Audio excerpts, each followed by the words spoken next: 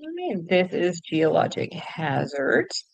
Laws relating to geologic hazards. So laws and zoning ordinances restrict construction or establish construction standards related to known geologic hazards have been opposed. And it seems like common sense, like, hey, if you build here, there's going to be a landslide, then your house is going to end up on the bottom of a hill.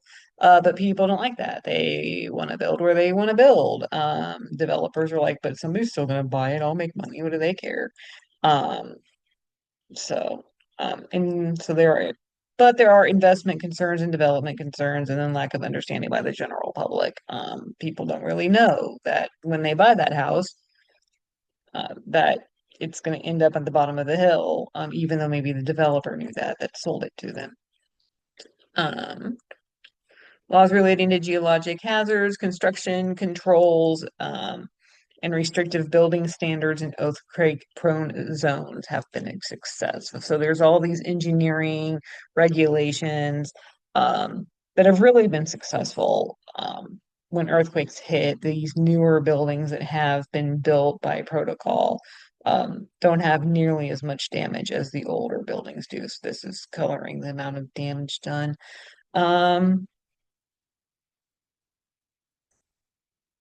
And then there was the flood insurance. So the thought was, so when there was a flood, it's like, oh, now these people need to fix their house. And so the government would step in, but that'd be everybody, all these taxpayers, paying to fix these people's homes or help them move or whatever they do with this money they would get. And people thought, well, that's not fair because, they're the idiot that bought in the floodplain, not me. Why do I have to pay because they're stupid or stubborn? So they created flood insurance. So people in flood prone areas, um, probably the 100-year flood, um, have to pay into flood insurance if they take a mortgage out on their home since this has been enacted. And so then that flood insurance that they're paying is supposed to be what then, pays for them to uh, rebuild. But the problem with that is, well, one, now it's pretty much bankrupt because flooding's so common. But I think the textbook says it was Hurricane Katrina that really made it go bankrupt. Also, it's encouraging people to rebuild. They get their money and then they just build again. And it's like, okay, well, if there's another flood in 10 years, oh, well, I'll get more money and I'll just rebuild my house and it's better each time. So what do I care? They're not like taking that money and then go buying a home elsewhere outside of the flood zone, which is really its intent is to try to encourage people to not be there.